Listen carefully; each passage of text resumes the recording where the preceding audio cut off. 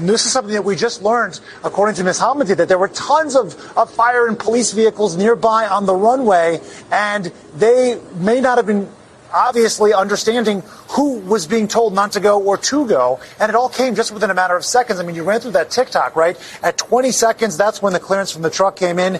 9 seconds, the tower instructs the truck to stop. 6 seconds.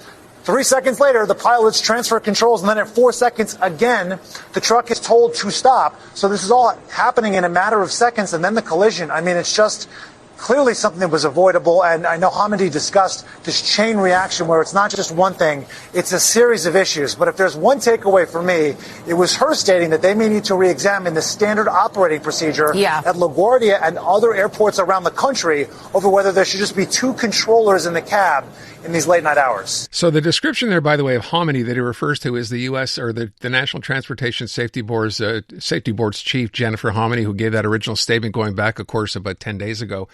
Look, this NTSB probe, and this is the part, I think at the beginning when we saw this and heard about it, and of course there's this video that you can actually see of when it happened. We heard the audio, of course, from the air traffic control tower. It seemed, keyword seemed, like it was simply a matter of the truck that had been told to stop, not stopping. And now we're trying to understand why it happened. But what we're hearing now, the probe is focusing on what they call a cascade of similar failures, or system failures rather, than any single point of blame. So let's look at that. Harvey Scolnick is a retired U.S. FAA controller. He is on the line. Mr. Scolnick, thanks for coming back. First of all, let me deal with that. That in and of itself seems kind of troubling to read, that it was a cascade of system failures. What do you take that to mean? Well, first, thanks for having me, Aaron. Well, it may have been a cascade of system failures, but in the end, the controller knew where the airplane was, knew where the fire truck was, and gave the clearance to cross. In the end, it boiled down to that. And I'm not sure what was going through the controller's head. There were a lot of things that were leading up to it. The emergency on the other side of the field, combined positions, a few other things that I can think of myself that haven't been discussed yet. But, in the end, it came down to that fact, really. What about actual staffing? Because, of course, that's now under the magnifying glass as well, right? Right. So LaGuardia, since the midair at National a little over a year ago, the FAA has established staffing standards, which include the supervisor in charge or the controller in charge cannot be signed on any other position. LaGuardia Tower, in their standard operating procedure manual, says that they're not permitted to combine positions on the midnight shift until either, well, in this case, since it starts at, the shift starts at 11 o'clock, 90 minutes after the shift begins would have made it 12:30. So technically, they weren't permitted to have positions combined at that time. So the controller in charge was left with the decision, what do I do? I mean, do I staff? Do I help out and take over ground control? Do I do clearance delivery? Do I just keep an eye on my associate? What do I do? He's in a pretty tough position. I also seeing something today that says, and you can explain what this means, the critical radio transmission to the vehicle was, quote, stepped on by another transmission in the final moments. What does that mean?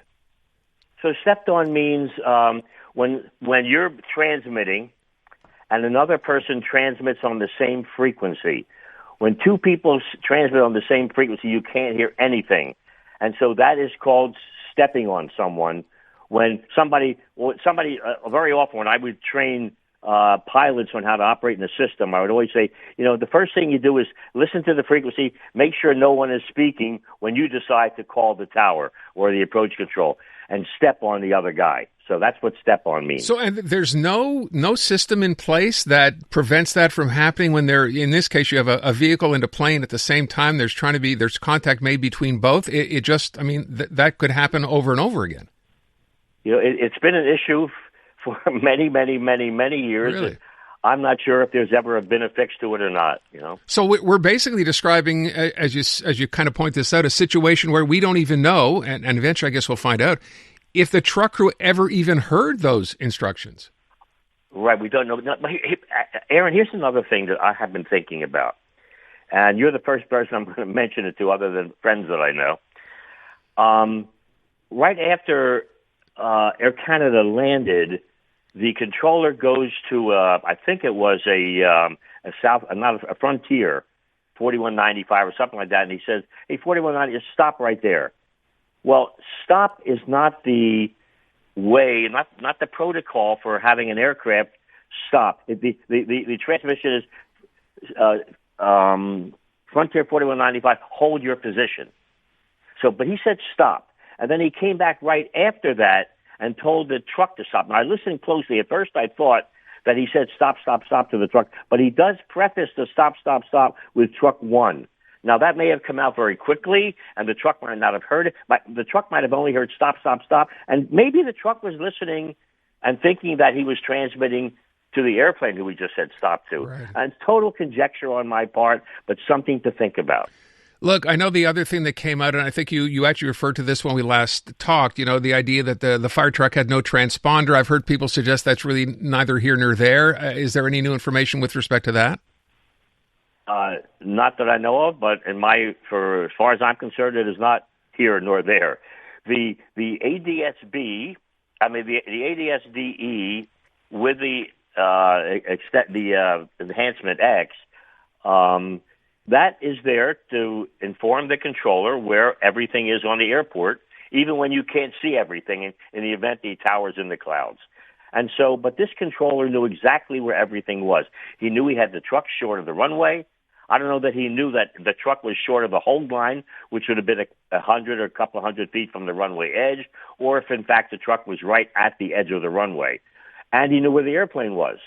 So the ADSD could have done, ADSDE could have done nothing more than it already did to help him.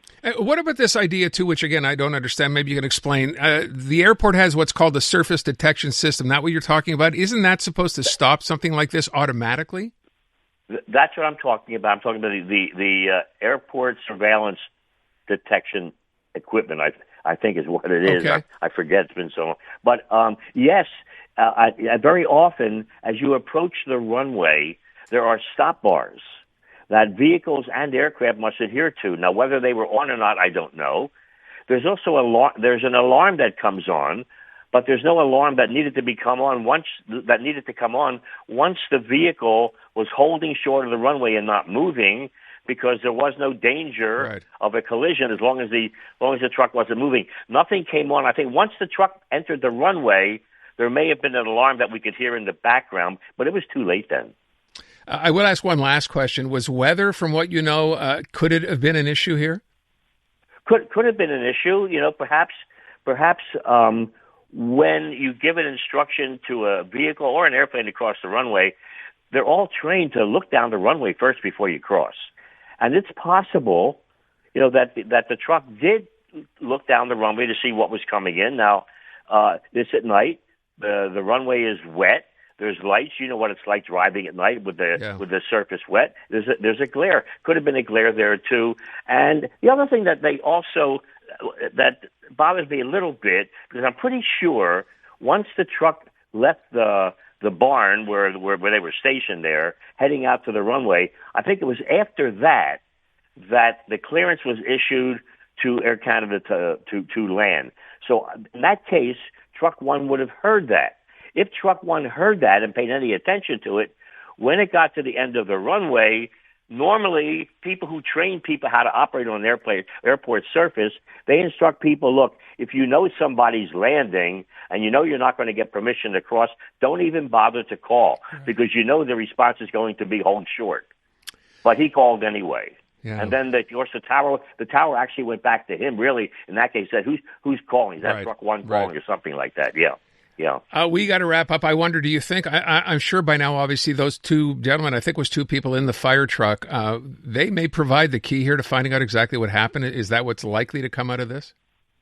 Well, that's certainly going to play a big part, as will the other controller or both controllers in the tower, for sure. Sure. Mr. Scolnick, always appreciate it. Thank you so much.